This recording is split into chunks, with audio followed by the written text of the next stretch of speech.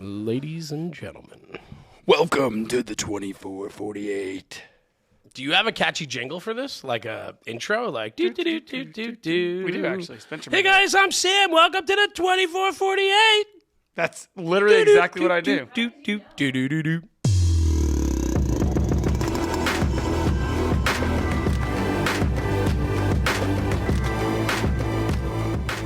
Hell yeah. Jeremy, thank you so much for being here today on the 2448 podcast. I'm excited. This Yes. I'm excited for you to be launching this. Well, it's the inaugural episode with a guest other than me, which It's I pretty think cool. is exciting. And Yeah. I'm excited it's me. I'm honored.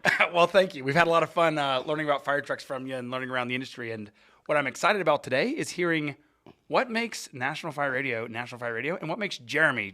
Yeah, that's frightening. Oh my God. So can you kick it off? For our audience that may not be familiar with what you do, I can't believe they would not be, but we do have more TikTok followers than you. Yeah, I get it. You guys, listen, you guys play the game very well, man. I'm taking notes from your team. Are We you love kidding a me? challenge. We love a challenge. Absolutely. So, listen, though, seriously. So what is National Fire Radio? Run me back. Just kind of give me the high level. What does it do today? National Fire Radio is capturing the essence of the American Fire Service. Culture and tradition is huge to me. And that's what we're built on, right? In the Firehouse, it's all about our experiences and storytelling, right? And so for me, I was always that guy in the Firehouse that bridged the gap between young and old. And what I was starting to find was that guys were starting to get disgruntled and pissed off with the job. And because of that, they were leaving. And as they were leaving, whether career or volunteer, when I talk about the job just today and every day in my world, I talk about the job, it's every single person that's a firefighter. Yeah. Whether it's volunteer or career, we're all doing the same job when it's time to go, right? So at the end of the day, I always talk about volunteer and career. So when I mention the job, it's the job.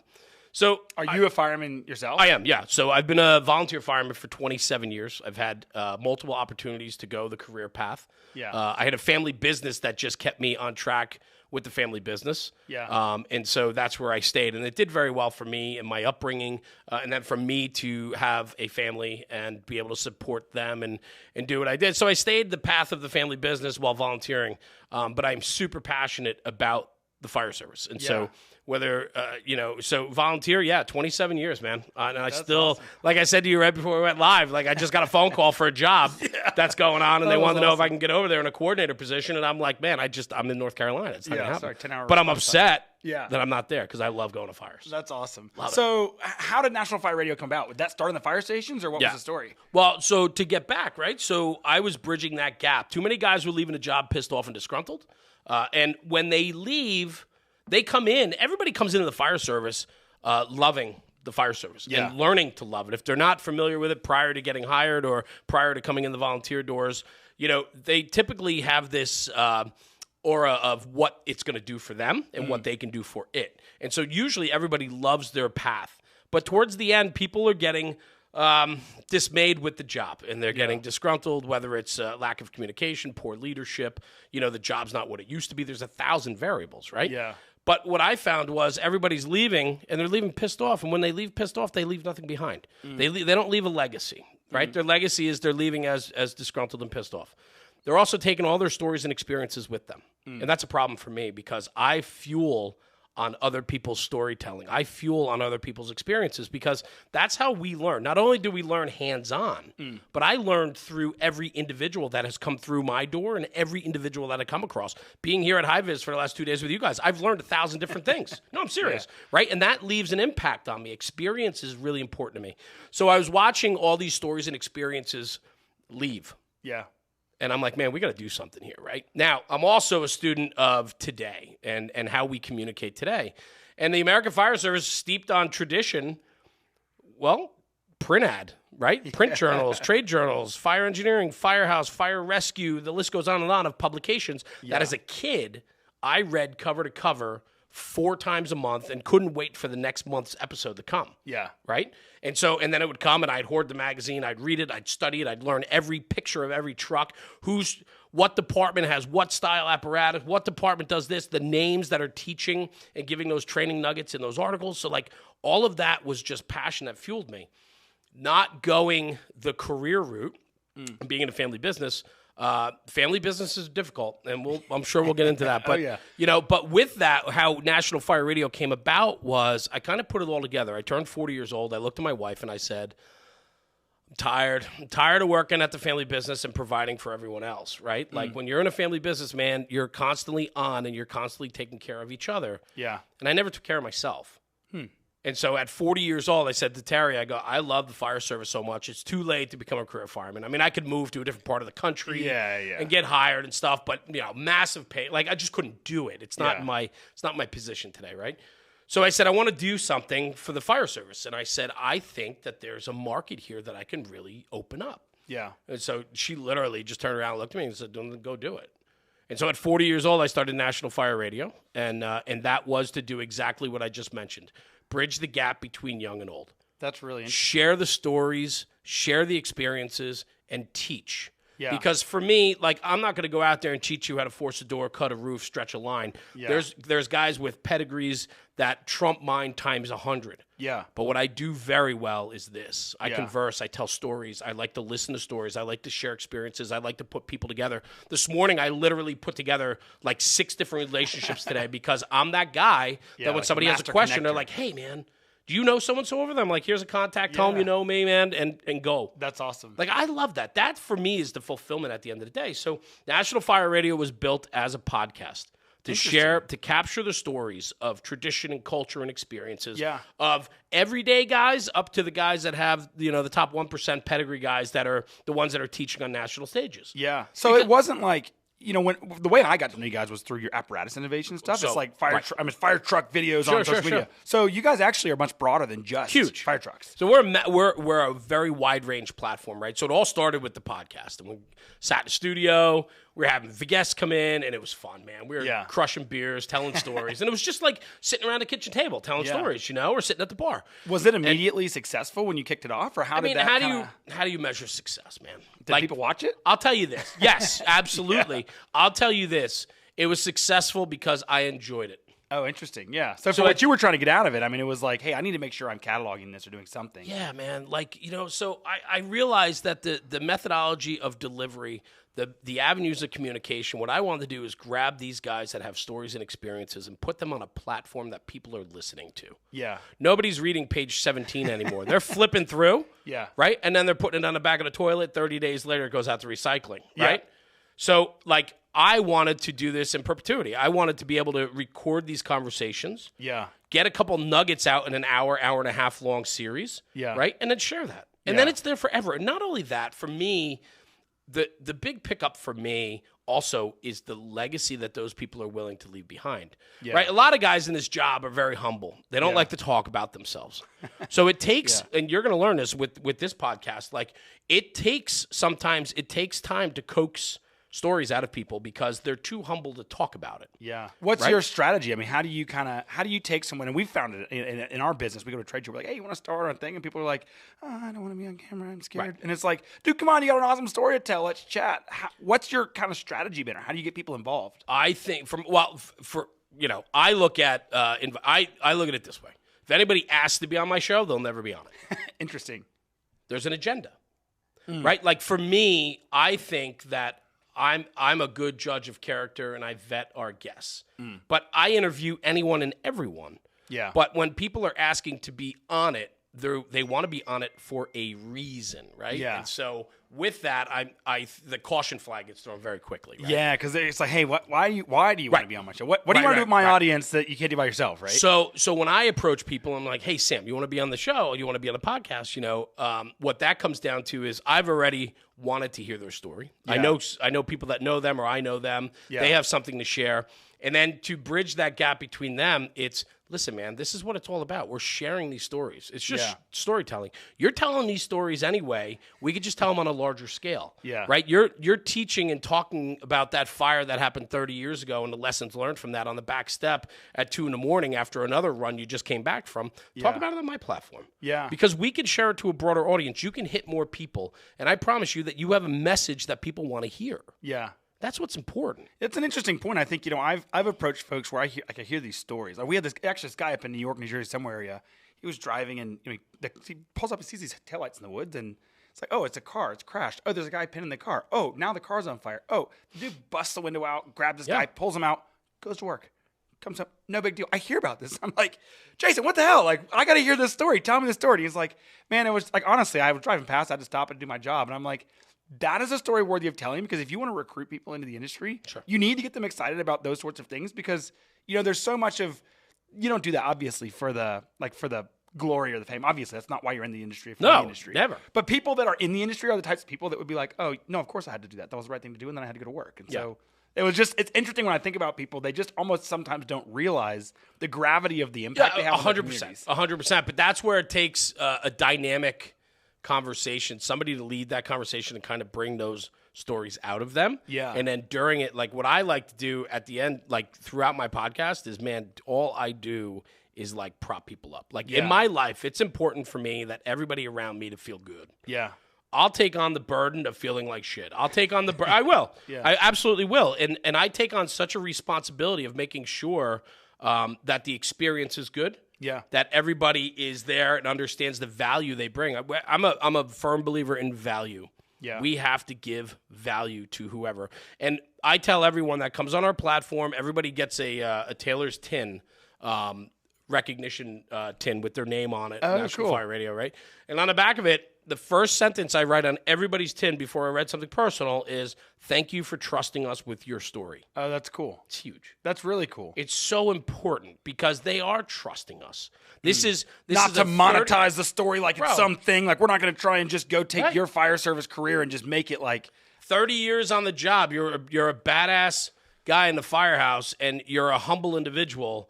I'm not looking to do anything other than to share your stories. Yeah. Thank you for trusting me That's with really interesting. I think that's an interesting point. A lot of guys get worried about, like, even in our business, right? We make lights for fire trucks, and we often like, hey, can we put? Oh yeah, I don't want to help you sell lights. And I'm like, dude, that is not what we're doing. Right. I want to help. Do whatever the the story of the customer is. But I think your platform's an interesting space where you can really do that and preserve it, because it's a firefighter trusting another firefighter to hold their.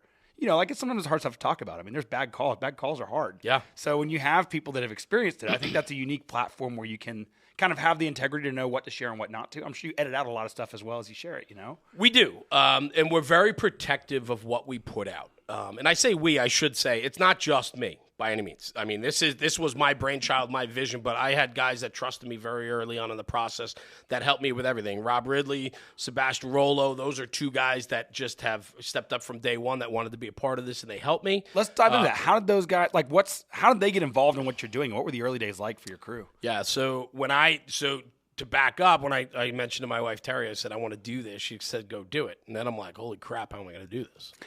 Right? Like, I had not a clue about anything, but I was like, you know what? How difficult can it be? We can do this. I can figure this out, right? So we did. And what I felt right away was, if I'm going to do a podcast interviewing guys across the country, interviewing senior guys, if you will, and capturing their stories, I'm a volunteer fireman. And so I felt like I needed a career fireman to offset my volunteer side, right? So if I'm going to interview a career fireman and he's going to talk about life in a firehouse, well, I don't live in my firehouse. Yeah. So I got to have somebody that can offset me in the conversation of, like, career firefighting versus volunteer. Just having the right set of experiences and skill sets. And so Rob Ridley is a career fireman. Now he's a career lieutenant in his department. He was in a department that I used to volunteer in, which was a combination department. When I rode up there, it was like, if I didn't want to go to the bar on Friday nights in college, I would go to the firehouse and we'd go to fires. That's awesome. So it was like, it was just a really cool setup, right? They were like, we were going to fires. I was living a college life. It was awesome.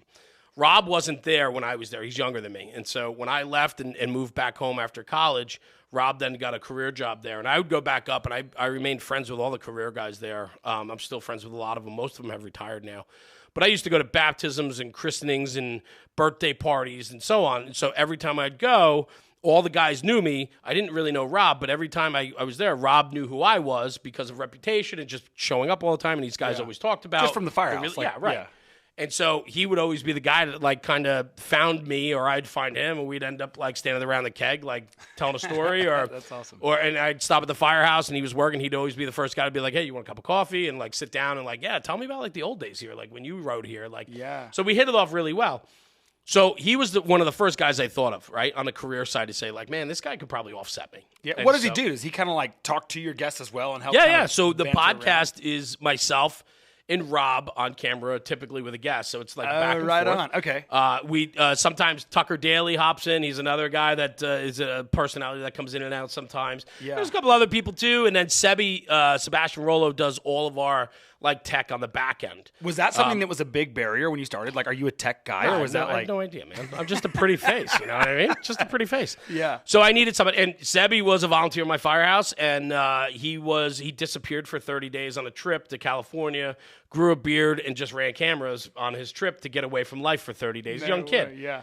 And so he came back, and he was showing us all his photos and videos and stuff. And I was like, bro, I'm thinking about doing this. You want to hop in? He's like, yeah, man, I'll do it. Like, no idea what this thing was going to turn into. Just a kid at the time. Right. Yeah. So he was like my camera guy in the beginning, and sound and editing and so on. And so he's just been instrumental in getting us to where we are today.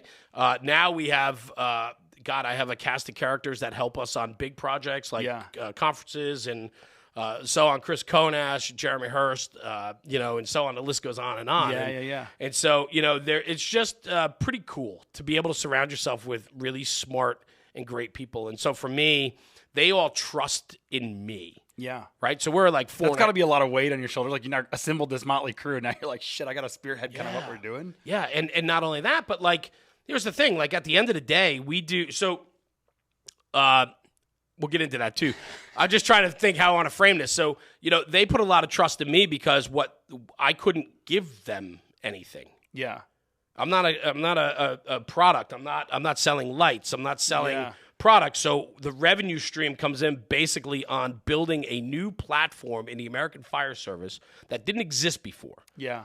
And I'd like to think there were a lot of podcasts out there. I'd like to think that we were maybe one of the pioneers in the process. Yeah. Because a lot popped up after we started greenlighting the fact that it's okay to talk about the job. That's interesting. I think for a long time, people were afraid to do what we did. Yeah. And so tell the for stories. me, and I'll tell you, man, it took a big set for myself to just put myself out there.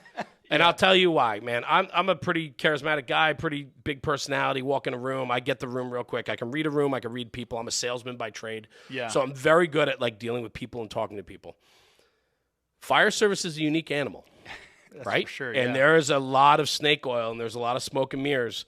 And so for us to validate what we were doing and for people to trust us with their stories, we had to be 100% authentic 100% of the time. Interesting. Yeah. I can't put myself out there in content and not own it. So you got to tell the good and the bad, but own either way that you're telling it. 100%.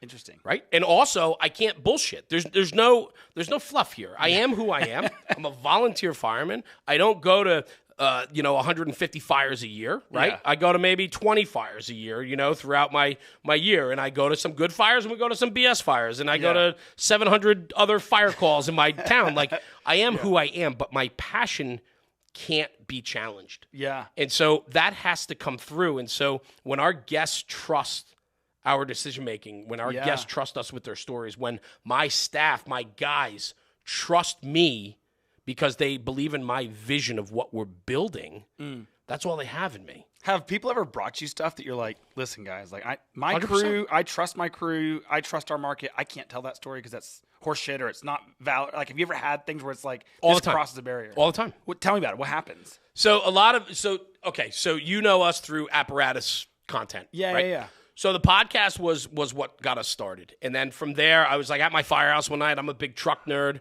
And I'm looking at one of my engines and I go, we designed a couple things on this engine that like I've never seen anywhere else in the industry. And so I was like, man, I'm going to snap some pictures, just put it up on our page. Like, oh yeah. So just like happenstance. Right. And I'm like, you know what? Let me talk about it because nobody's going to understand why we put that handle there. Or nobody's going to understand why we put that light there. So let telling me the explain story it. of that, why that spec committee did that thing. 100%. Yeah. So I did that, put those videos up, bang, off to the races. And I go, the light bulb goes off and I go, wait a minute. There's nobody sharing, and this is what I talk about all the time. There's nobody sharing tips, tricks, and hacks of how we do it. Because how you do it in Hendersonville, North Carolina, where I'm sitting today, or outside of it, right? Yeah. To Asheville, North Carolina, to Iowa, to California, to Alaska, to New Jersey, everybody does it a little bit different. Yeah. There's no platform that shares how we all do it. We're all brothers. We're all the same family. So why aren't we talking and sharing and making each other better? So the apparatus innovation content came from that. Let's educate the consumer. Let's educate the American firefighter about building apparatus. And maybe the way I just did it in New Jersey would benefit you, but you've never seen it before. You don't know about it. And this goes for the manufacturers, too. Most manufacturers have no idea what they're doing in their own company, let alone what the competition builds. Yeah. Right? Because fire apparatus inherently are custom. Yeah. The majority of them, right? Yeah. And so custom fire apparatus means you're designing and building whatever you want. And so you're building it for how Sam wants it built for his fire department, how you operate, your hose load, your tank size, your this, your that. Yeah. So why not share that? So our platform shares that. And that's how that kind of content started rolling into it. Then from there, it was off to the races. I was like, wait a minute. We're really opening up a new lane of what we can do for the fire service. And so now, the apparatus innovations, the podcast, those are 2 things of 8,000 things that we now have permissions to be a part of. Yeah. And so we do so much more than that. How do you balance, like, when someone brings you something that's like an apparatus innovation is not very innovative and not very useful, and you're like, okay, I want to tell the story of this fire department, but I don't want to tell these guys they got an ugly baby? How do you balance that personally? It's hard. So I'm very protective of the content. I will never put out a piece of content that paints anyone in a negative light. So myself, just being entrenched in looking at hundreds of photos a day or video content a day, I'm very conscious of what I think is going to hit, what's going to do very well, what's going to be controversial, what's no good. Yeah. And the no bueno stuff, I won't put out. The controversial stuff I'll put out, and I'll never say where I got it from or what department it's from. Oh, interesting. Because I don't want to close enough you can't tell. I don't want to cast a negative light on that department because it can, these guys, either they entrust me to take photos of their truck and to share it. Some departments invite me in, right, for departmental visits to see what they do. Yeah. Other people just DM me photos and videos, right? So I have to weed through all that content. But the one thing I'll never do is I don't want some chief, I don't care, volunteer career, going online and seeing a picture of one of his trucks with his name plastered all over it, and they did something on it that it just gets chewed apart. They didn't ask for that attention. Yeah. And so that's not fair for me to bring that. So I have to be very protective of sources and how we put our content out there. It's not that I'm hiding it, but there are some things that I just don't think need the attention. It's kind of like hate pages within the fire service, like on social media. Like I have no patience or tolerance for that because it paints the job in a negative light. Yeah, and versus like, hey, these people are trying to do their best. That's right. And okay, fine, maybe they made a mistake. right. I've made a mistake, but fine, we can always learn from it and move forward. And there's also something very different about rural Kentucky versus like New York City. Yeah. And you can't, and when people on social media, there's no, it's either yes or no. There's no in-between conversation. Nobody's allowed to talk anymore. And so I have to be very protective about how we put content out because it has to represent the best of them or the fire service. And so we have to be protective of that. That's cool. Well, so I have a little bit of a unique insight into your history just from kind of pre-interview stuff on, on this work you do that's not the fire service. When you're like in this other role, which is full-time job role, it's bearings and power. Is it powertrain? Power transmission. So what the hell is that, right? Yeah, well, I got 2 questions. One is when I think about that, I think, okay, so is that mechanical? Because it's got to be mechanical and engineering. Like, is that what fuels your fire service? And like, what the hell is that? Can you talk a little about like when you're not in the NFR role? What are you doing in the other roles? Yeah. So outside of the firehouse volunteering, I talked about not going into the career industry. Yeah. Because of the family business. The family business was developed in 1980. And created by my father, and he has a long history in the industry, but it's like ball bearings and power transmission equipment. Belts, some good jokes. Yeah, well, so it's funny. I talk about it all the time. It's like you go to a cocktail party and you like meet somebody. They're like, "What do you do?" And I'm like, "I'm a ball bearing salesman." It's a freaking punchline, man. You know what I mean? They're like, "What? You sound like?" Yeah, actually, I do. So it's very mechanically inclined. It's anything that moves, right? So any type of machinery that moves has our product in it. Interesting. And so, belts, chains, sprockets, pulleys, couplings, motors, pumps, and the list goes on and on. No way. Right? So so I grew up in this business from 8 years old. I was working there the summers. I held every job in that company. The company name was Tri-State Bearing. We were based out of New Jersey. And it was cool, man. It was a lot of fun. And I grew up in that business, and it gave me a good upbringing as a kid. Yeah. And then staying in that business provided me a lifestyle that I could provide to my wife and kids, and so I stayed with it. So I started as a stock boy at 8 years old, working a counter at 16, delivery driver at 17, operations by X amount of age. The only thing I didn't do were the boring jobs like accounting. and like the computer stuff. Like I want nothing to do with that. And then we sold our business to a company called Eastern Industrial Automation. We sold our business 3 years ago. So my father had an exit, which was nice. And now I work for that company. When we sold the business, I was the operations boss. I was running the day-to-day. That's really cool. Business, so what did you learn growing? I mean, like, I feel like 8 years old in the shop, like you must, I don't know if it's work ethic or grit. Like, what did you learn as a kid growing up with a family business, working hard in that type of space? All of it. All of it. Everything you just said and 10 times more, right? For me, like, I think that's what really shaped me as the individual I am. I'm very much like you. I'm a tinkerer. I like to get my hands dirty. I'm a technical salesman. So I go out in the field now. My job now is I go out in the field. I design different projects. I mean, I'm in, what's really cool is my day, I never know where I'm going. So it could be a wastewater plant. It could be the underground tunnels under the Hudson River by the Lincoln Tunnel. Oh, cool. It could be the roof of Madison Square Garden. I go to quarries, manufacturing, corrugated box companies, perfume bottling, food and beverage, anything. All the industrial underbelly of the world. Anything. Because think about it, like any consumer packaged good gets processed somewhere along the line. So conveyor lines, packaging lines, anything. So that's what I am. So any type of infrastructure, I live in the belly of buildings. So I see, it's wild, man. Where do firefighters spend a lot of their time? Exactly. I mean, it's a really interesting. When I was hearing this kind of research talk we put together, it's so interesting to hear how there's similarities. And the thing is, too, is like for me, being very mechanically inclined and understanding and doing engineer surveying and things like that for determining products and what you need, right? I mean, there's all of that, but I think it goes hand in hand with being a firefighter in the fact that firefighting is, I think, 90% common sense. Yeah. Right? It's educating yourself and then looking for those signs. It becomes common sense. It becomes that sixth sense that you have that tells you to be in that position at the right time or don't be in that position right now. Or you know what I'm saying? Yeah. Or looking at something and before somebody has to tell you to do it, you're already doing it because you see the choreography of the event, right? Interesting. So I'm very much the same way. And that's how my brain works. Like I look at this and I go, okay, we're here, but my brain's already here. I'm 3 steps ahead already because that's how I was built, designed, taught how to operate. And that's what I do. I operate. I'm an operator. When you were a kid looking out at life in the world, like, okay, so today my family runs this business. I do everything I can help, do whatever.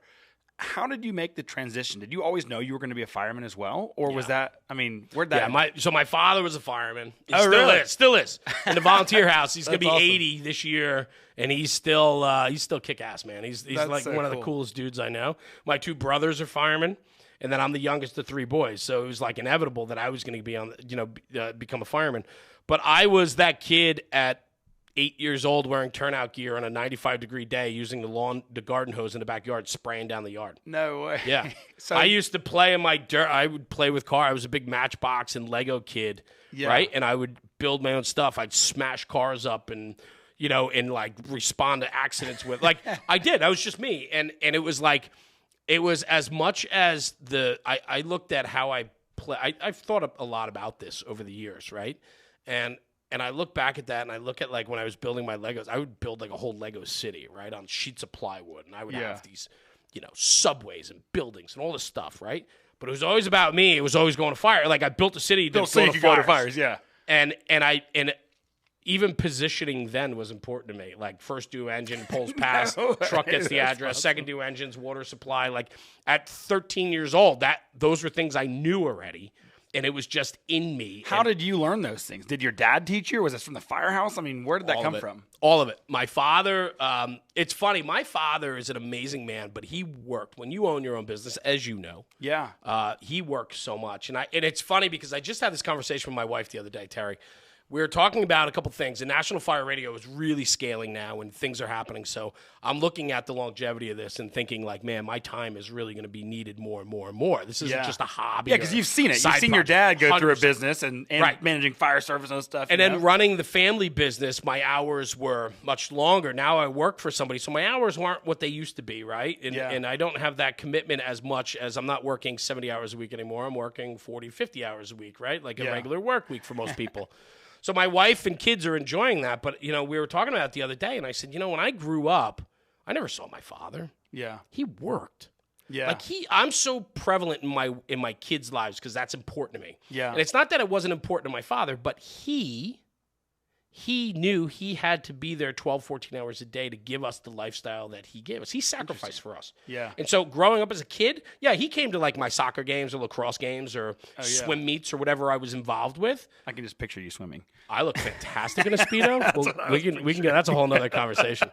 But my point is he sacrificed for us, but I never saw him growing up. Today, we find this work-life balance where we're like, oh, how do you find balance? How do you find time? Yeah. Well, guess what? Sometimes you don't. Sometimes you got to work your ass off. Sometimes you got to put in 12, 14-hour days, and you don't get to see your kids at sunup and sundown. Yeah. Like, it just doesn't happen. And I don't think we should vilify that either. Yeah. I think today we worry so much about that. You know, oh, my God, like, you work so much. Well, maybe I need to work so much. Yeah. Maybe it's providing the lifestyle I want to give my wife and kids. Maybe I'm sacrificing for them. Maybe I need it personally as my drive and push and desire, which I think probably falls in your wheelhouse a little bit, right? Oh, yeah. It's that personal fulfillment and so on. So I said to my wife, I said, Tara, if I do this, there's going to be more time away from the family. There's going to be a lot more travel. There's going to be this. As you were starting NFR. Absolutely. Yeah. And so I had to make that commitment to it, and she agreed to it. And she said, I understand it. And so on. So you have to. Is there a balance? Sure, but it's everybody's balance is a little bit different. How did your dad balance it? Like when you were kids? I mean, I feel like if he's running this business, working 14-hour days, I do it here at work. I'm not here at 5:30 in the morning. Yep. And when the alarm goes off, I mean, was he like, "Hey guys, I got to run"? Yep.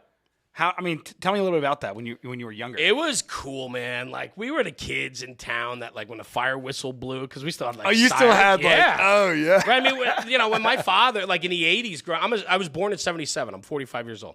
So in the 80s, man, we would chase the fire trucks on our bicycles. You know what I mean? Awesome. Like, yeah. Oh, they got a fire call. There was only a Plectron at home. What the hell is a Plectron? I never heard like of this that's thing. like the home receiver box that goes off when they dispatch it. And So it's like a early pager. Yeah. But it's at home, so you hear the address, and you're like, get on your bike, let's go. And we'd like pedal after the trucks. Yeah. We used to get in trouble. Like the chief used to yell at us, like, go home, like. That's funny. But that's what we knew. Yeah. My father, he worked very hard. And so the Firehouse, he didn't share the Firehouse as much as I share the Firehouse with my family. Really?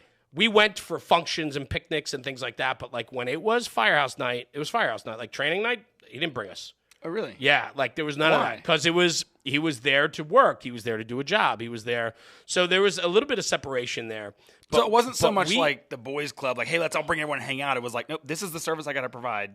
I'm doing that service. It was that. It was probably some boys club stuff too. Yeah, I mean, back then it was, boys could be boys and it was, they weren't running 1,000 calls a year and stuff. So it was much more of a boys club, if you will. Yeah. So it was protecting probably that little piece of sanctity. But yeah.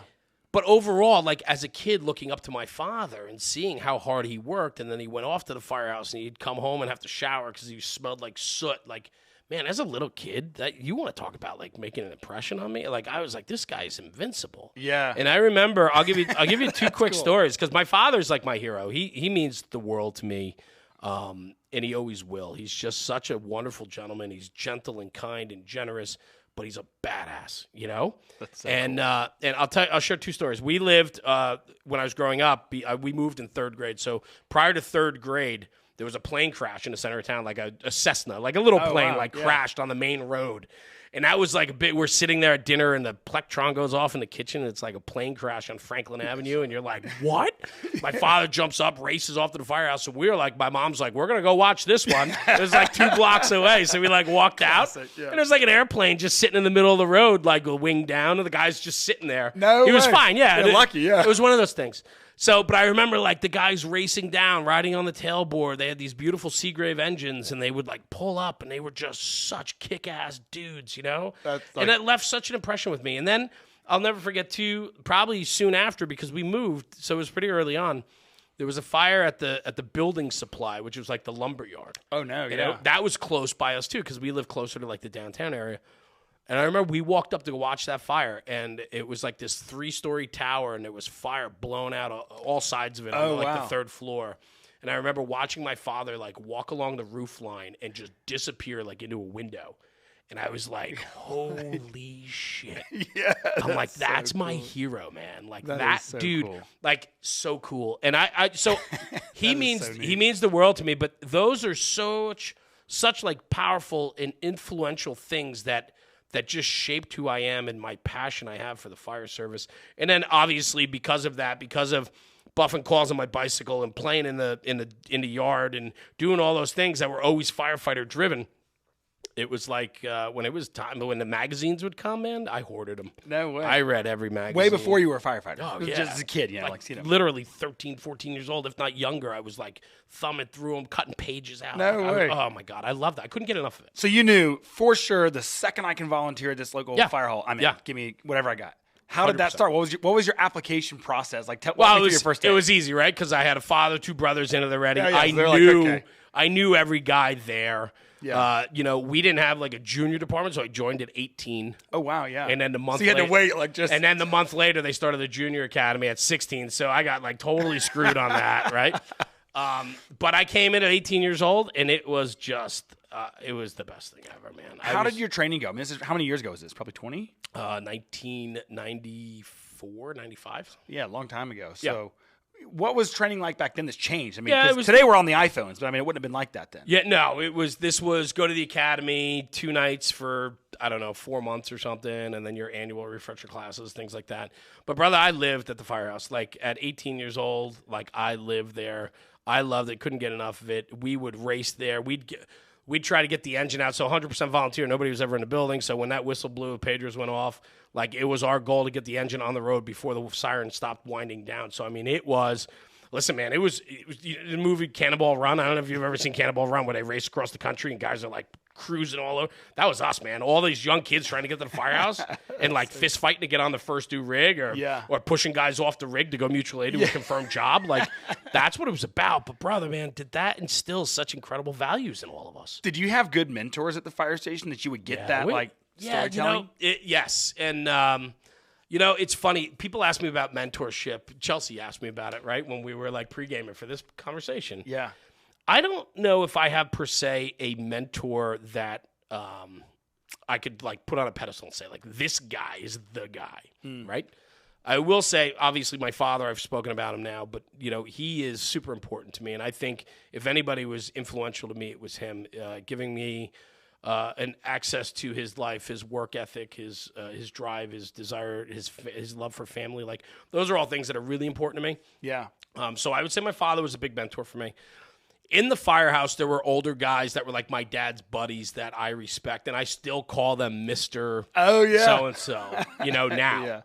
You know, because it's like I'm 45 years old, and I'm an ex-chief of this fire department, but I still call these older guys like Mr. Smith, Mr. Jones. Like, you know what I mean? Because there's just that inherent respect I had from when I was young. And so of course. I still do that. Did you learn some of your storytelling or your not even interviewing, but like, did you ask and pull like what you do today on your podcast? Was that so? That's 100% of why I got started. Right, I was always that guy bridging that gap. What I found when I came up was I always liked to sit on the front bumper or around the bar. We had a bar in a Firehouse back then. Very New Jersey. Yeah. and we would sit there and I would just listen to the stories. Yeah. These guys would tell stories, and obviously they were all embellished, but man, they were so good, you know. And it's Fire was like 12 stories tall. These guys, they're made out of iron. Like these guys are steel, you know. Yeah.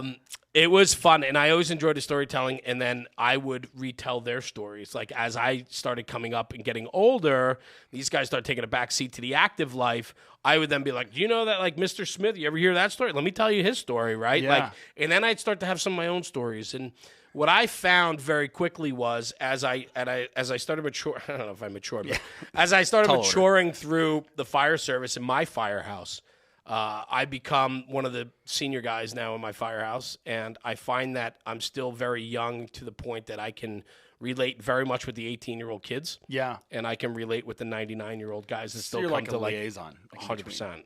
And so what I do now is I bridge that gap. Interesting. I take that young kid and make him sit next to the old guy, and I go, "You shut up and listen to him.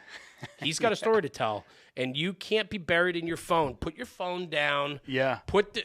Get away from the group of guys that you talk to 24 hours a day and go sit with these other guys. Yeah. They have something to share." And we do that very well in our department. Unfortunately, we're losing a lot of those older guys to either moving or passing away. Things like that. And our department's not like every volunteer department. They struggle, and we're struggling for manpower. So we're asking more of our guys now. So as our numbers drop in membership, we're asking more of them. Yeah. So those stories are important to, and not just to recruit, but I mean, even just to be like, hey, people are coming in. I don't have the old guys to tell you the stories. And so that was me. And so I was finding I was bridging the gap between young and old. And I thought I did that very well. And I enjoyed hearing the young stories to the old stories and then telling that story. And so that's kind of why I thought I could do what I did with National Fire Radio and start that podcast was if I could do this locally in my own fire department, you could replicate that. I could replicate that times 1,000. That's interesting. I'm curious, when you think about the stories, there's got to be some that are just like that you remember. Like, are there any that were like, oh man, old Johnny used to do whatever? I mean, was there anything that stood out to you? I love telling, I love fire stories, right? Like, we always had fun. Like, back then when you were growing up at a firehouse, you'd go to parades and wet downs and things like that, and it was always fun. But what always gets replicated, the stories that we always tell are like certain fire stories where it's like, man, that fire kicked our ass, or like, you remember that job, mutual aid job, and then we were ordered out of the building, and as you guys going down the stairs, I was like, guys, don't leave. Like, we're gonna go hang out in this bedroom down the hallway that's not burned up. We'll close the door. We'll go off air for a few minutes. When command gets their ass in gear again and puts a crew back inside, when they figure it back out, we're already up there working again. I'm like, we don't need to go outside. I go, it's not my fault that command lost span of control here. Yeah. They threw too many people in the building. I go, we got work to do. So let's hang out in here. Right? I mean, those are the fun stories that we tell. And then like the young kids, they look at you and they go, you did that? And I go, yeah, like, fuck it, man. Yeah. You know what I mean? Like, hey, we're gonna absolutely. Do it. We and the fun thing for me too is like I like going to fires a lot because I always talk our way in. Yeah. So, like, I'm like the politician of the crew. So even if I'm not like the boss on the truck, if I'm not the lieutenant or captain, I'm just a senior guy now. Like, I typically chauffeur on the bullshit runs, and if it's a fire, I find myself somehow getting in the back seat on a nozzle, right? Falling in on the right. Like, oh, I'm not driving for this one, guys, But the fun thing with that is, like, we go mutual aid, right? We do a lot of, like, second alarm work around us and so on. So we get there, like, there's politicking. You don't be sitting and staging all day. Don't call me here to come watch. Yeah. Like, I want to go to work. I don't get to go to that many fires. Thoroughbreds don't like to stay in the stables. So they like to run. I find myself getting up to the command staff and being like, hey, did you do primaries in a second yet? You got ladders thrown in the rear? You got secondary searches underway yet? Fire's knocked. Like, what are we doing? And before you know it, myself and my guys we're going to work. Go. We're walking right past mutual aid companies going to work. And I'm like, and they're giving you assignments. And I don't give a shit because so many people go to fires today and they don't want to work. Yeah. I don't understand this. Yeah. Well, what I hear though in that story, it's funny. So that's still following the process that it's like, hey, there is a best practice of get command to give me an assignment. It's not, hey, go freelance it. It's no. Command needs to tell me to do it, but I'm going to go tell command what I can do. And they give it to you and you go do it. And it's like, that's the initiative to go find the area to go run. I think that's really cool. 100%. And not only that, but listen, I want to give my guys an experience. Yeah, exactly. Like I got younger kids with me. They don't want to learn that second and third alarm work is just going there and standing outside, and then it's like, okay, we're gonna pack hose. Yeah, that's. I'm like, get the hell out of here! Like, I want to get them inside. Let's get them dirty. Let's get them. Let's show them some fire behavior. Let's show them how it burns up. Let's start hooking some ceilings. Let's start showing them the tasks that need to be done because the majority of fire grounds that I go to, there's plenty of work to be had. Yeah, but you got to know where to find the work. Yeah. And that gets lost. And I think that comes through, inexperienced command staff. What I don't understand is like fire's knocked down. All of a sudden, everybody stands around and looks at their work. And I'm like, no, we still got like an hour of work to do here. We got to empty the room, pull the ceilings, pull the walls. Like, let's get secondary searches underway to make sure that we didn't miss anything on the primary. Like all these tasks that have to be done. Are those stories you like to tell? So then people hear it and they're like, oh, yeah, of course, that's an important I can't wait for people to hear this podcast. You know how many people are going to ruffle with this? Yeah, they'll be like, oh, shit, I guess next time I'm staying at a fire, I'll think of Jeremy. And maybe I should go ahead and pull some, whatever, But we talked about initiative. You have it or you don't. Yeah. It's very hard to teach people to take initiative. Yeah. We can educate people about the process. We can educate people about what to look for. We can teach people technique and strategy. Yeah. But that inherent inside initiative push that, like I talked about before, we're here, but I'm already 3 steps ahead. Like I'm looking at, okay, fire gets knocked here. We got to be on the floor above, or we need to be on the roof. We need to, you got to be able to have that. I think it's difficult for people that don't have that to learn. I don't know if you can learn that trait. It's like inherent. It's either in you or you don't. It's like being mechanically inclined or you're not. Yeah. You know? Yeah, that's true. And you kind of going to lead into your strengths. Like if you have those gifts, then put the fuel to them and let's go. And the other thing, too, is we got to instill values into our guys on the line to believe in themselves and their decision-making. Yeah. I hate wishy-washy shit. Do this. Oh, don't do that. Oh, and now let's go back outside. There's so many times, especially like in my work life, people are like, you're a bully. And I'm like, I'm a bully? I'm like, no, I have conviction. Yeah. Don't mistake the two. Yeah. Right? Like, I believe in what I'm telling you, and it's my way unless you can show me that your way is better. But I have strong conviction. I'll listen to anyone. You have an idea, pitch me, man. Let's do this. Yeah. And if your idea is great, brother, I'm your biggest fan. I'm behind you 100% and push you to do better. Yeah.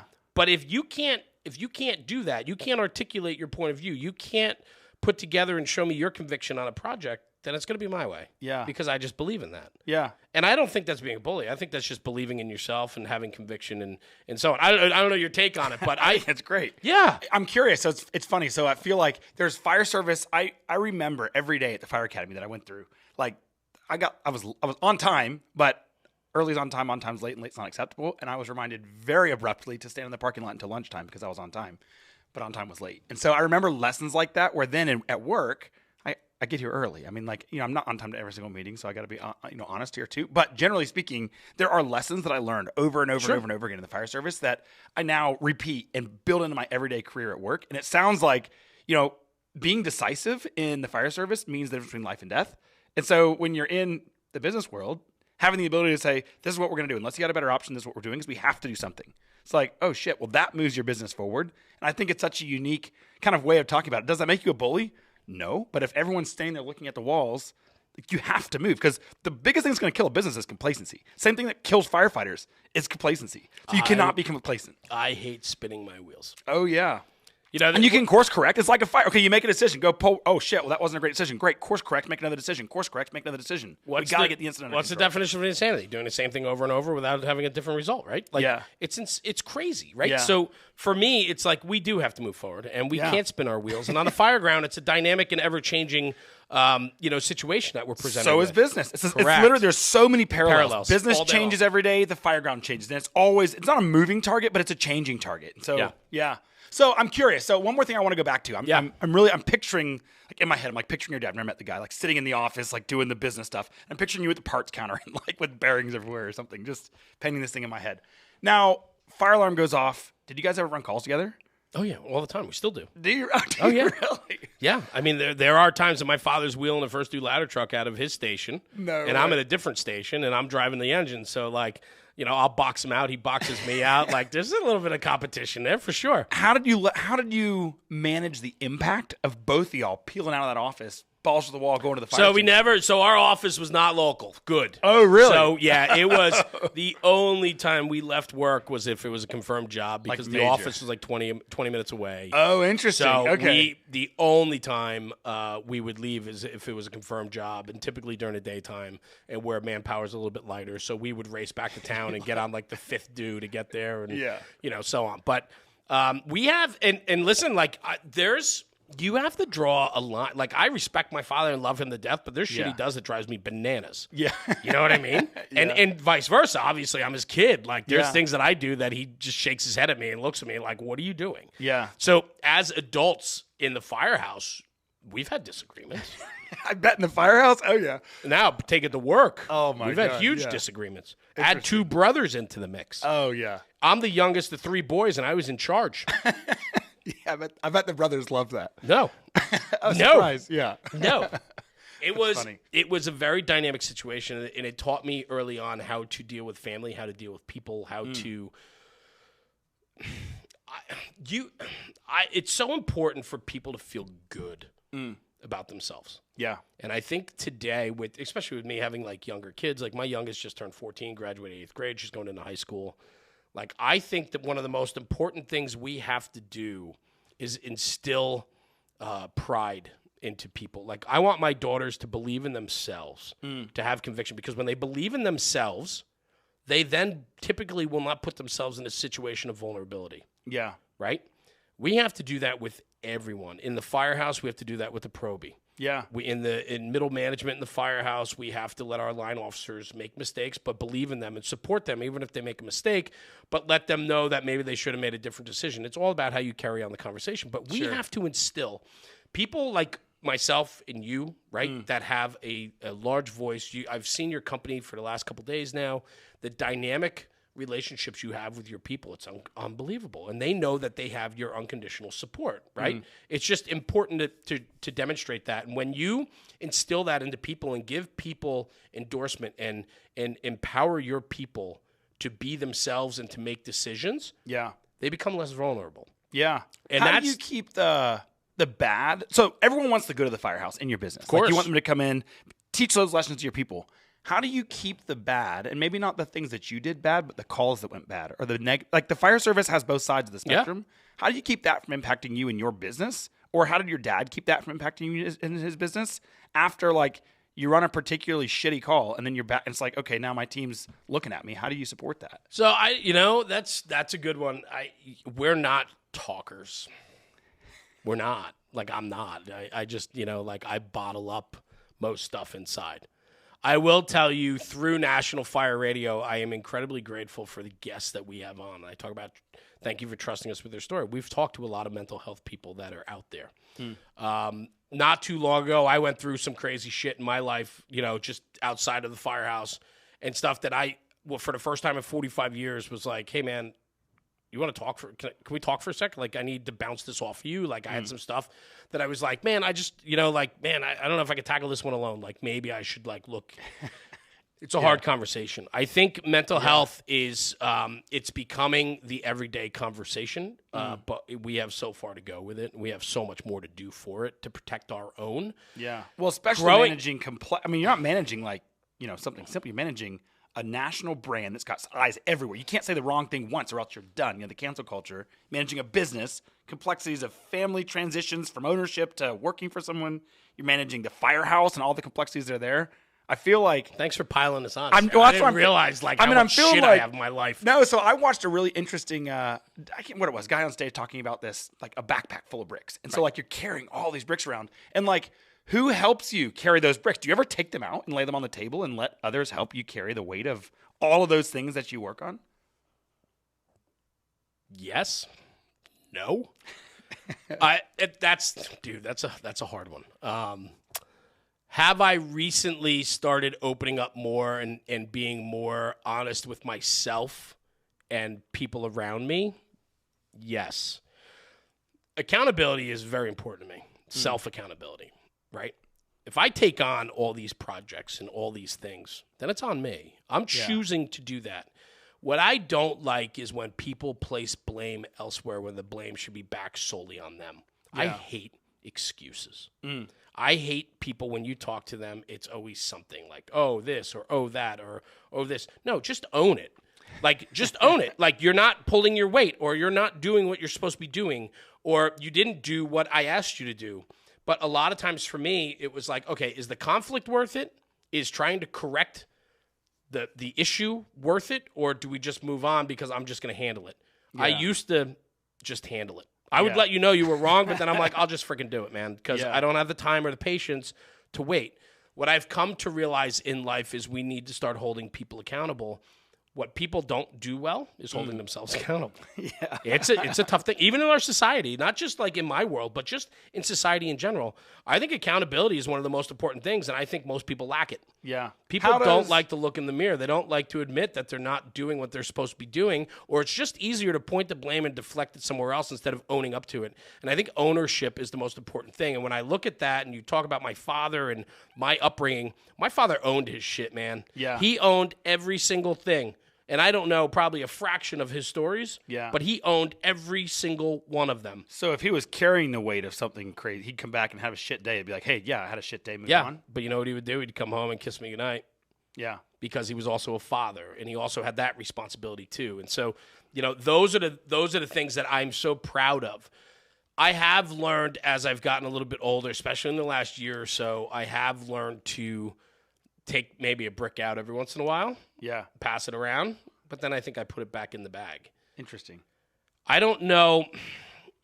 As we scale National Fire Radio, as we scaled my personal business before we sold it, the only way, and I've learned this, the only way you're going to scale at a rapid pace, right, is trusting your people and putting a team together that support your mission. Yeah. I am doing that more and more now. That has become a struggle for me that I've come to realize that, like, I'm an 80%er, right? We talked about this the other day. I'm an 80%er. I'm a creative. I'm an idea guy. I'm a spokesman. I'm a, get out there and boost people up type of guy. Yeah. But man, I need help on the execution. So my wife calls me an 80%er. Like, I want to redo the bedroom. I'm going to put paint, new carpet in. I'll new carpet, but then I never get to the new blinds, right? Yeah. I never do, like, that's that 20% that sits idle, and my wife gets crazy. I'm the same way in business. I'm the same way in NFR. Like, I envision it, I go do it, Yeah. and then the execution, the last 20%, I need people to pick up my slack because I suck at that. It sounds like you're kind of in this transformational stage, like where it's like, all right, we're going, man, you were the family business. You had to own this thing and run it. Now you're working in that family business. Now you're dedicating some more time because you have more time. You're not having to put 20-hour days in. National Fire Radio is on the rise. I mean, you guys have this amazing audience. There's so much I'm excited to hear about with what you want to do with the business. Community, man. Yeah. It's all about community. Like, don't lose track of that. Everybody. And this goes for businesses. This goes for social media platforms. This goes for anyone out there. It's all about your community, man. Yeah. You got to provide value to your community. You got to make your people believe in you. Your brand has to represent the very best of who they are, not who I am. Yeah. This isn't about me. As much as, and you're the same way. You're a huge personality like I am. We take over a room when we walk in. Yeah. But that's not because it's about me. Yeah. People lose track of that. People think like, oh, Jeremy's got a big mouth. Like, he comes in here, he thinks he owns the freaking place, like all the shit. Yeah, maybe I do a little bit. But I come in because I feel like I shake everybody's hand. I ask you how you are. Tell me about who you are. Like, I listen more than I talk, even though people think I talk more than I listen. Yeah. It's true. Interesting. Yes. Give me some of your kind of early day momentum. Yeah. What happened? How'd you start? It was really cool. What was really cool was the day we got a phone call and they're like, hey, this major manufacturer wants you to come visit their factory. And I was like, what? We're like a year in, right? We're just doing like Instagram videos on fire trucks, right? Yeah. And they're like, they want you to come tour the factory. They'd love to have you there. And I'm like, whoa. Like, we sat back and I was like, wait a minute, man. This is like a $1 billion company wants us to come like hang out and tour their facility and show us That's like cool. what they do. Yeah. That was a moment for me. What was it like when you got there? It was cool, man. Like, it was really our names on the wall. Like, you walk in, like, and I had been there before building fire trucks and doing stuff and so on. But so like I've seen that before and I've been there. But this was like VIP stuff, man. And then we like walked around. We shot content for like 3 days, and then from there. And let me tell you about that. Like, what I love, and I do it here. I love engaging everybody that works there. Yeah. Like, I want to like talk to the president of the company is great. I want to talk to the girl or the woman in the paint booth that's painting the frames every single day. Yeah. She has a story to share. Yeah. Her story is probably more important than the president, truthfully. Yeah. Right? Because this is a blue-collar, hardworking person that's there that takes pride in painting those fire trucks for firefighters. Yeah. Like, that story is priceless, and their story deserves to be told. So, like, when we go places, that's how important it is for me. It's like sharing those stories. We're the storytellers. We're capturing people's stories, lives, and sharing that. We better do it right. So yeah, that was a big deal for us. And then from there, we got asked to a couple other manufacturers and toured their facilities and shot content. Then from there, it started snowballing. Like, I started doing emceeing events, emceeing conferences. We host roundtables. We have our On Tap series where we rent out bars, bring a speaker in. We do a brotherhood event, bagpipes, beers, and fire stories. Oh my God, I think one of the most proud moments we were able to do was they had a line of duty death in Worcester, Massachusetts. And we were scheduled to do it on tap at a bar up there the week afterwards before it happened. Oh, wow. We were able to, I was doing a roundtable with 4 incredible speakers, and we were able to pivot and turn that into a fundraiser for Jason Menard, who was killed in the line of duty. He was a boss who pushed his probie down the stairs and he died.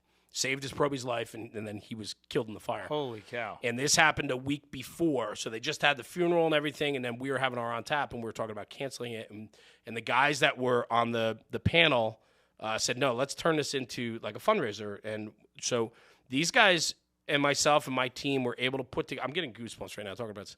We were able to put together incredible giveaway. We had over 200 prizes in a silent auction, and then we live auction stuff off too. We raised $17,000 that night for his family. No way. Yeah. We raised more money than the Dropkick Murphys. The Dropkick Murphys came to town, and they gave a part of their proceeds as a fundraiser to the family, and we raised more money than the Dropkick Murphys. awesome. Man. That was freaking cool. That's the way. But it's moments like that, because that's what this industry is all about. That's what this business is about, man. It's about taking care of our own, and we pivoted with incredible guests, and we were able to put together a hell of a night that had a couple hundred people there. And it just turned into a really proud moment for me and what our platform stands for and who we are. And I was very proud of that moment. And we've had other projects that are similar and been a part of many different types of groups, fundraising or organizations or and so on. It's just like, it's those moments to me that makes me sit back. And I mentioned this to you yesterday. Like I do every once in a while, I'll sit back and just think about the stories and cherish what we've been able to do. And I'm very proud of what we've built. Very proud of the guys that have trusted me with the process. And I can't say that it hasn't been flawed along the way. We've had issues, and there's ups and downs and peaks and valleys on everything. But I think overall, the main mission of what we've built, we're only getting stronger and better. And it's because we're doing it right. We're always doing it for the right reasons. And as long as we keep that value proposition in order, 5149, we're okay. Jeremy, I'm curious, when you think about this kind of endeavor, this national fire radio thing you're going to start, you got Terry's support, you're ready to kick it off, but like what was driving that? What was unique or different about this as something in your life versus what you've been doing forever? It was my own project. It was my own vision. You know, I hopped into the family business. I piggybacked onto the hard work of my father and what he had laid forth, and then I just took it and pushed it forward. Yeah. But the foundation was there. This was something that I could build on my own. This was my creative. From inception and go, it was my idea, my vision, my creative, my blood, sweat, and tears. I own it, and I own it all, you know, and I take responsibility for it all, too. What did it feel like? I mean, when you think of that as your, like, this is now my thing, I'm flying solo, how do you feel when that happens?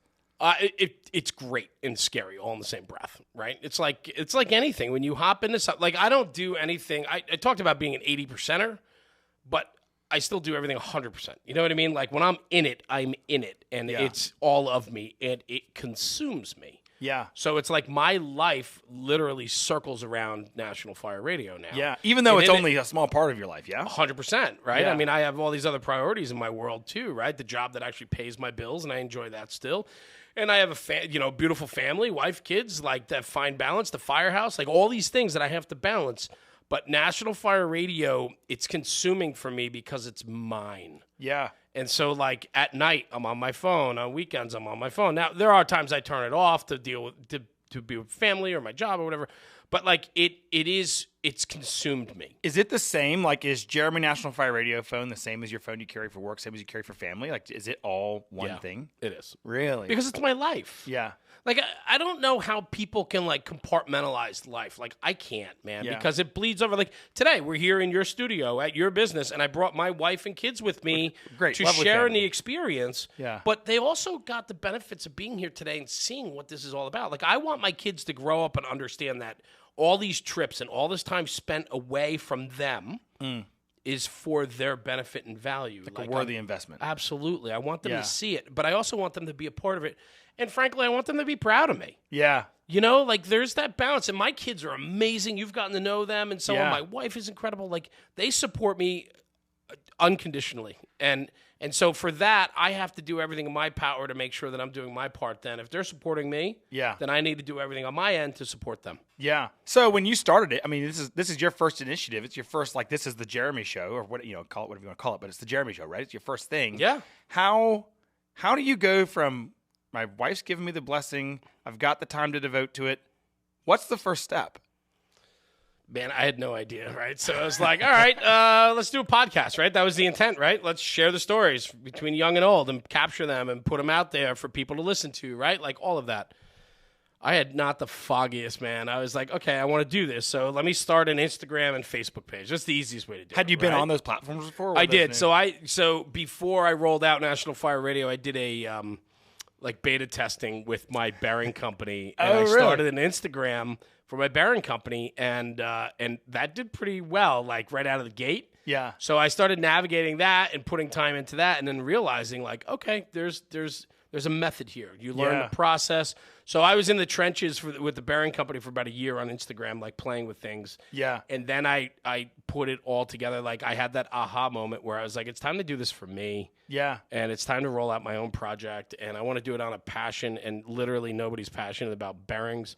And so I was like, man, I love the Firehouse. I love going to fires. I love the camaraderie. I love the brotherhood. And I'm like, you know what's missing? All of that. Yeah. Like, how did you come up with a name? How was it National Fire Radio? I feel like that's one of the things you get hung up on. I was talking to Rob about it when we first started. We were like playing with names, and I was like, radio. Like, I want to be like radio. Radio's cool because it's like radio, like guys talk on the radio. Like, so it's like that aspect of it. And then it was like, I want it to sound important. So national, like it's not just like I wanted, National Fire Radio. it, and I always say in my content, I talk about the American Fire Service.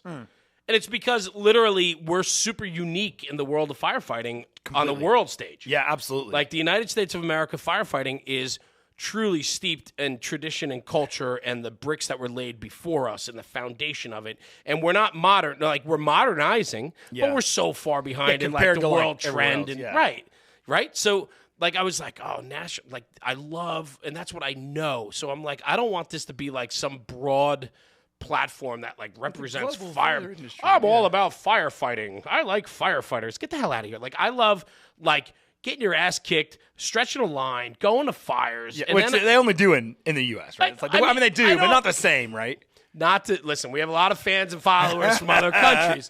What I'm saying, but you know what's really interesting? There are other countries in like South America that use our Americanized equipment. That's true, yeah. And they accept and take on our kind of our ways of operating and tactics, which is so cool. That is really nothing cool. like hearing like a fire engine race down a road in Chile with a Q2B going, right? No, it's very cool. That's but anyway, awesome. so the whole point of the name was I wanted it to sound big. Like out of the gate, I know one thing. You want to tackle the world, look at it on a big scale. Yeah. Right? So I'm like, I want to be a national platform. You don't want to be like New Jersey Fireman Club. You want to be... I want to be the platform everybody knows. When I grew up, I read that fire engineering magazine, and everybody knew fire engineering. They were the game in town. I want to be them times 10 now. So I'm like, I got to take this big. I want to be the big player. I want to be the name everybody knows. I want to take it national. And then Rob and I were chatting about it, and he's like, National Fire... And it just came out. Like, we just kind of figured it out. And I was like, man, I love the sound of that. NFR, like National Fire Radio, like all this. And what that does is that's now 4.5 years later, that is the umbrella of everything that we do. Because we do more than a podcast. We do apparatus innovation. We do regular scheduled programming. We have new shows that are coming out. We can jump into a little bit. We do so a lot of work that we do nobody even sees. We do a lot of behind the scenes creative work for manufacturers. We help their marketing teams understand how to relate and talk with the backstep firefighter, because at the end of the day, you're selling to firefighters. You better have people in your marketing departments that know how to sell to them, how to talk their language, how to advertise and put your money and get the best return on your dollar spent in the marketing and ad space by relating to the end user. What was your first win? Like, what was your first, like, okay, I've got someone on the hook. They're ready to tell me their story. A major on the podcast or like manufacturer side? Like, once you, thanks for holding my hand. Yeah, I love that. Once you got going kind of in the national, so I've got the name. I've got the Instagram. I got the Facebook. Next. So I go to my in-laws and I go, hey, you got a garage that you're not using? Like, can I use it? And we built out a studio. Oh, really? With plywood walls with faux brick on them. No way. Oh, yeah. If you look at the first couple episodes, probably the first 20, 30 episodes were filmed in there. And we were doing 2 episodes a night. Oh, really? So we would, So we build out this set, my in-law and my father-in-law and mother-in-law's garage, right? And we build it out. There's no bathroom in a place. So everybody, and we're crushing beers every episode. So having a good time. You know you got to go outside and use a bush, you know? So it was just hilarious. And it was like that.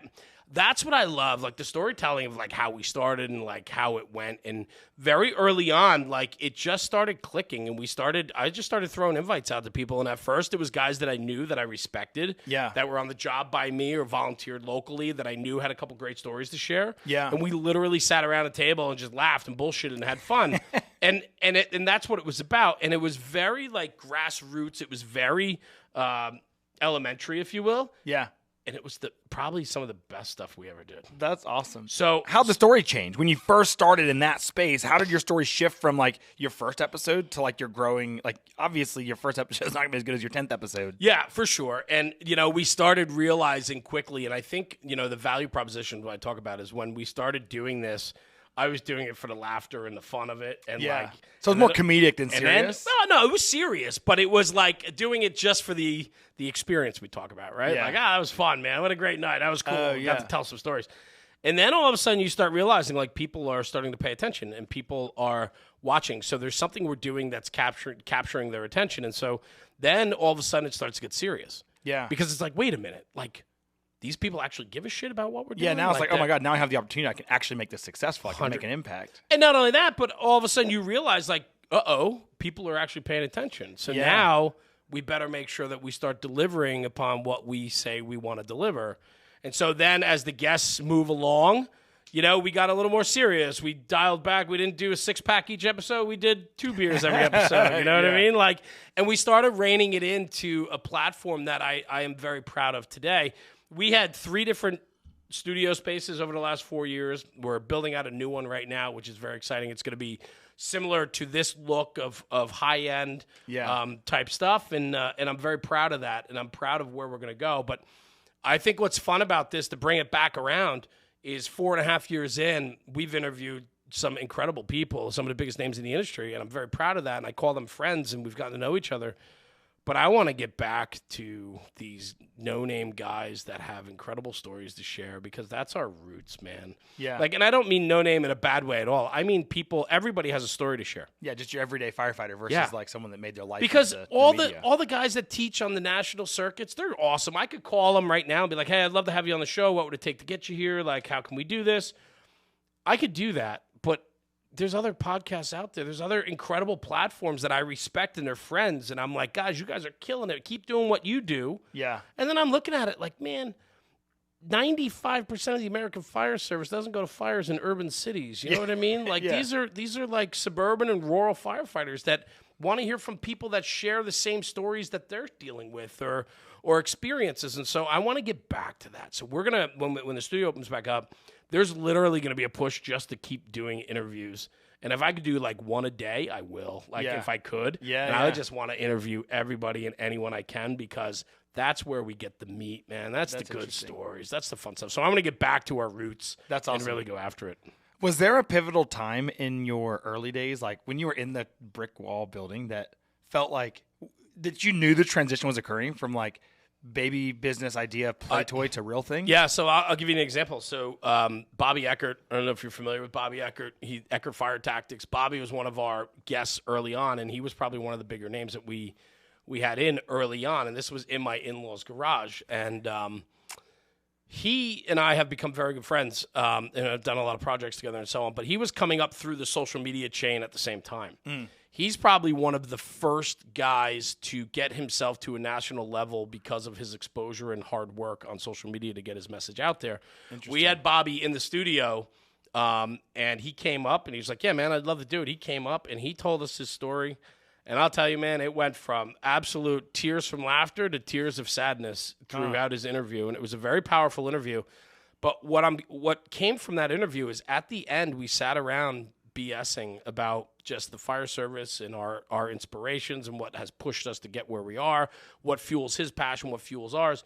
And I remember that interaction very much. And he brought like a photo. He loves where he works, and he's very proud of the city he works for.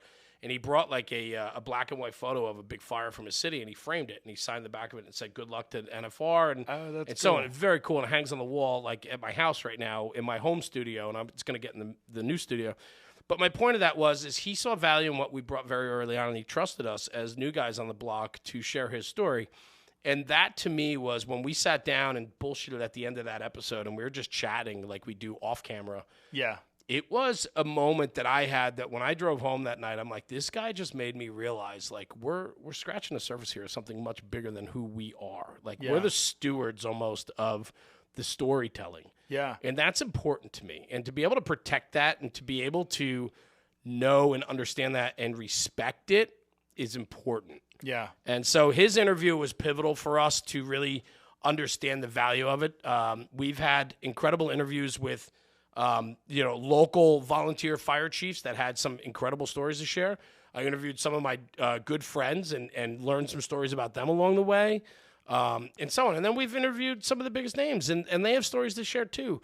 I think what's important, though, is, people want to hear the storytelling, and they want to hear about the individual in an interview that stays away from the nonsense and the BS. They want it lighthearted, and they want grit. Like real, authentic. They want happiness. They want sadness. Like it's that ride. And so for me, what was really challenging was I never did interviews before. Yeah. How did you pull that out? Like when you're like, I don't know how to interview someone. What's your process for learning? Yeah. Well, what are you doing? Right. Like trying it. Yeah. Right. And so I just dove in. I'm a salesman. I'll talk to anybody. I'll engage anyone. Yeah. What I find that works very well for us in what we do is if you watch any of my videos, I always throw softballs to people and I always set them up to be able to knock it out of the park. Yeah. So I'm the guy, talked about like being a guy that walks in the room and takes over the room. Yeah, that might be me, but man, I'm there to set everyone up. I'm the setter, not the spiker. Yeah. Like I like to set the volleyball and then let the spiker hammer it home. Yeah. So I'll set you up. Yeah. And that's important to me because that's how you build trust and relationships and friendships is by people understanding that you're there for them. Yeah. And so it's that value proposition. What was some early feedback that people gave you? Like, as you're first kicking it off, Your what did people tell sound you? sucks. You guys, Really? You guys are amateurs. You guys are. What are you trying to do? What'd that feel like? Jeremy's a big mouth. Like all this stuff. Truly. Really? Yeah. And how did you take that on? So it's that internal struggle, right? Like it's not. Especially being the first thing has been your thing, right? Yeah, well, that and the fact that I'm putting myself out there 100% in front of an audience that will cut you down so fast. Yeah. The Firehouse, man, you screw up in the Firehouse, what do? They rip on you, and you can't shake that for 6 months to a year, and 3 years later, they'll still bring it up. Oh, yeah. So I decided very early on if I was going to do this, authenticity is everything. And I have to put myself out there. And when you put yourself out there, you paint a big target on yourself. Yeah. And very early on, I mean, here we are 4.5 years later, I still have hate pages that are dedicated to me. Really? We have hate pages on social media that target me specifically and our type of content. What's been the hardest piece of feedback you've had to receive? Yeah, I don't know. Hardest. Maybe not hardest, but what is a category of hard feedback? What makes it? I know when people comment on our stuff and they say, when they talk about me personally, it's different than when you talk about like tech. Because if I don't like the way you build a fire truck, but it still does the job, who cares? Yeah. But what is it for you? Right. Well, so I know what it's done for me. What it's done. I want to just stew on that for a minute. So I know what it's done for me, and this platform that we created has taught me tolerance. I used to listen, man. When I was young, I had an opinion about everything, and I made you know about it. Yeah. Nowadays, I reserve a lot of my opinions until I'm ready to tell you or till you're ready to hear it. I think that there's so much of that gets lost. Everybody thinks that their opinion matters when, in fact, nobody's opinion matters but your own. Yeah. Right? Like when I look at my own stuff, it is truly me holding myself accountable for the material I put out. I don't give a shit if you like it or not. If you don't like it, you get to move on. And if you take time to tear me down, if you take time to put a hate page together, and then you take time out of your personal life to like tear me down, I feel sorry for you, man. Do your wife and kids see these pages? Oh yeah, they laugh, man. Oh my God, we do like so as we're like working on our TikTok and stuff, like TikTok's just like a free for all, right? Dude, it's crazy. Oh, yeah. I know. So on social, like with Instagram is pretty good. We don't get that many nasty comments. Yeah. But again, remember, I scrub my data to make sure that I'm not putting out stuff that people can literally go after unless they're complete jerks, you know, and then. But Facebook's pretty interesting because everybody has an opinion on Facebook. Yep. And so and people think their opinion matters. They're like, oh, there's so much wasted space. And I'm like, I did a quick 90-second segment on wasted space. And I go, who's to say it's wasted space? If they don't have anything else to put in that compartment, Who gives a shit? Like, who are you to say that they wasted the space on the apparatus design when for them it's not wasted space? It works. They like carry 100% of the tools. That's 100% of the tools. Right. So it's like it's subjective, and people think that their subjectiveness, their opinion matters, and it doesn't. But everybody feels that they can share that, and so people get bent. What I had to do very early on is I had to understand that there are people out there inherently that just want to go after you. They just want to have their own opinions heard or stir the pot, and that's fine. When they come after the brand, that's fine. When they come after me, that's fine. I've learned to develop very thick skin. However, if you push me to a point, I will explode. I will, and I don't care, because here's the thing. I have nothing to hide. I put myself out on every podcast, every piece of content. I own it. I sign my name to it, and I move on. If you don't like it and you want to come after me, that's fine. But here's the thing. Those people that do that shit on social media hide. They're cowards. Yeah. And I challenge those cowards all the time. I go, I'm right here, guys. Bring it. Yeah, they got an account with one like and one criticism. Bro, go back and look at a video I did a couple weeks ago. I exploded on it. I had friends reach out to me and go, are you okay? No way. I totally vented. I called them cowards. I said, guys, I'm right here. Yeah. You know where to find me. DM me. Call me. Here's my phone number. I don't care. You know where to find me. Come get me. Yeah. And you know how many did? None. Yeah. They're cowards. And that is the biggest problem, not just in the fire service, but in society today. And we need to get rid of that shit. Yeah. Plain and simple. What I have to do is be very careful with what we do and how we do it. But at the end of the day, thank you. If you don't like me, you can move on. Like, I don't understand. People that don't like me still follow my stuff. They still want to devour what I'm doing. What kind of loser are you? Like, you spend your own personal time reviewing content of somebody you don't like, and then you take more time out of your day to leave a nasty comment? You're a blue. I feel sorry for those people because they really obviously have nothing else going on in the world. Yeah. Truly. Yeah, and what are they going to do? Cut you down for doing something that you're trying to do well? Right. I mean, come on. They're like, oh, look at this guy. Have another sandwich. I'm like, I might. I'm hungry. Like, I'm a big guy. Like, okay, good one. Fat joke. Like, is that all you got? Yeah. Like, come on, man. That stuff is so elementary, and it's so grade school to me that, like, I just feel sorry for those people. And frankly, like, it's always going to exist, and I don't care. Like, I'll take pity on you. Yeah. But I welcome, like, if you have a challenge, I'm the type of guy. Listen, Sam, you got a problem with me? Let's talk about it. Yeah. You want to go outside and slug it out for 10 minutes? That's fine too. Like, I'd rather get it done with than play that game. I don't have time in my life with NFR, my job, my family, and everything else. I don't have time to play games. Yeah. Did your stress go up as you started NFR, or was it something that would let you be an outlet? No, it's I pour everything into it. Stress, yes, only to the balancing of trying to do what's right all the time. Yeah. And obviously we make mistakes along the way. You do in business and in pleasure. You always make a mistake here or there, and you got to learn from that. That's the most important thing. You and I were talking about that the other day. Can you think of any that were like what that you knew? Oh, that was definitely a zig when I should have zagged in the early days. Yeah, I think we missed on some opportunities because, and timidness. Like, that's hard for me to talk about, and I'll tell you why. I'm not a timid individual by any means. Say that's not a word that describes you in my head anyway. But when I find that there's times that I should do better, or I hold myself to a higher standard than most. I've learned that you can't hold people to the same standard you have for yourself because you'll often be let down. Right? So, like, I have this standard for myself that I feel that I should be operating at this level and I should be there all the time, when in fact you can never maintain that level. Like, there's going to be dips and peaks and valleys, right?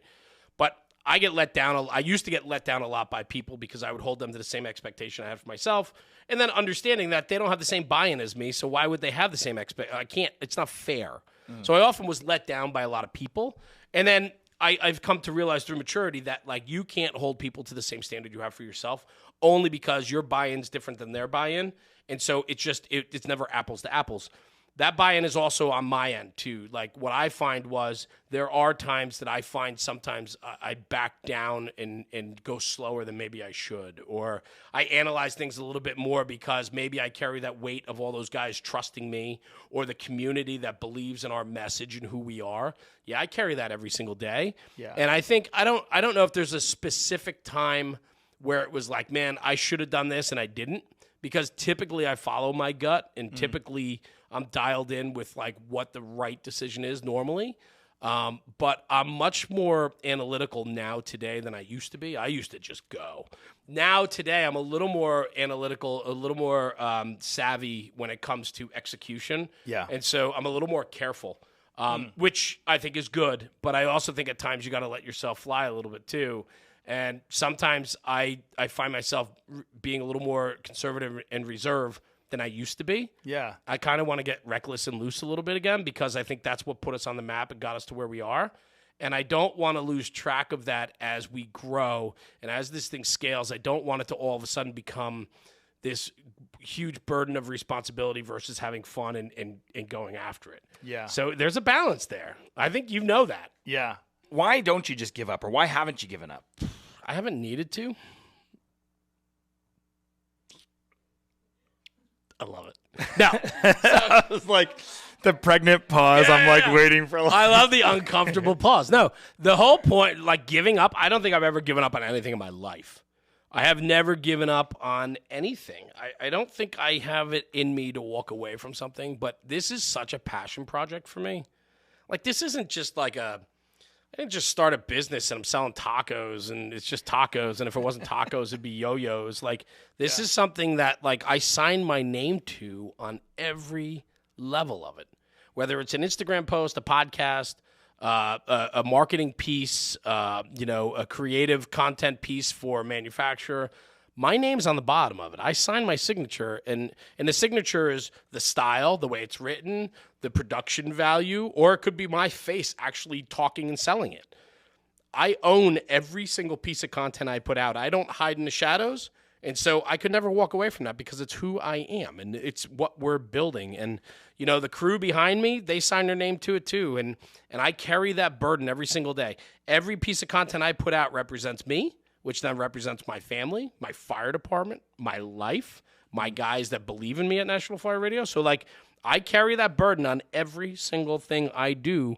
There are 100 people behind me that know I could bring a world of shit down if I don't do it right. Yeah. And so I can't give up. Yeah. I can't. It's just in me. It's embedded in me to just do this. And I think I'm only scratching the surface, man. Like, I'm literally only getting going. What's going to happen next, or what's the vision for Fire Department Radio? So, yeah, National Fire Radio. Yeah, that's okay. I mean, call me whatever you want. I've answered the For worst. Jeremy. Yeah.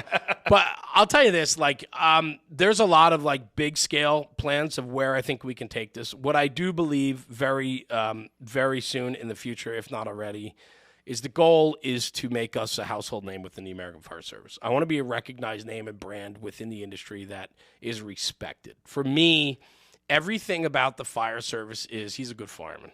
This guy's a good fireman.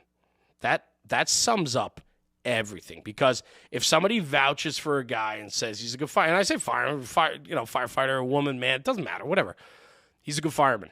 Like, when somebody says he's a good fireman, that sums up everything. 1, he's good on the fire ground. 2, he's good people. 3, he's trusted. 4, he's vetted. 5, he's a good family man. 6, it's the guy I'll call if I need help. 7, if I'm in jail, I want him next to me. 8, if I need bail, he's coming. Like, He's a good fireman. A good fireman is not a term that's thrown around easily, man. No way. And so, for me, I just want to be known as, like, a good fireman. I want to be known as a good platform. I want to be known as a trusted platform that believes in what we talk about in our community and that we represent our community correctly. That's all I need, and everything else that comes with it is just the gravy. It's the sauce, and I'm very fortunate for what we've been able to build. I'm very fortunate to be here as one of your first podcasts. Like, it's funny. Every once in a while I pinch myself and I go, that's pretty funny. Like, they wanted me to do this, or I was asked to go there, or they want me there. And I'm like, why? Like, and then I pinch myself and I said, because it's your hard work, man. Like, come on, pick yourself up. Let's go. Like, it's okay to be humble, but it's also okay to understand, like, hard work deserves recognition. As a manager, I try to recognize my people all the time. Like, great job. I appreciate what you did. Thanks for going the extra mile. Like, those are important things. And so you got to be able to do that for yourself too. And I think that's important. So I'm very proud of what we built, and I think the longevity of National Fire Radio is here to stay. I think we're on the path on scalability-wise. We have some incredible stuff coming out the second half of this year, leading into next year, and everything and anything is on the table, and we have a pretty clear plan. And I'm actually in the planning stages now of doing like a 5, 10, and 15-year build-out because I want to put it in writing so that everybody has the expectations of where I want to go with this on my crew. Yeah. And then also I can hold myself to those standards. So when we meet it or beat it, or we go outside of it, it's there so we can hold ourselves accountable. I talk about accountability, and that's huge. Yeah. And so I want to be able to do that. So I'm actually in the process of doing that right now. And that will be fun to see where I think we can take this. But I think it's a long game for me. And I think we're just scratching the surface, and I think we have so much more to come. That's great. Well, where can our viewers find more information about you and learn about National Fire Radio? Yeah, so we're just we're all over. Social media, obviously, is a social media podcast platform. So we're on all the players for the podcast. We're on YouTube, and then obviously, Facebook, Instagram, and the TikTok, and so on, which we've been chatting about. But we're across the board. National Fire Radio is here to stay. You'll find us in any multimedia platform. And, outside of the podcast and all the, the social media content, we also run a creative firm on the back end.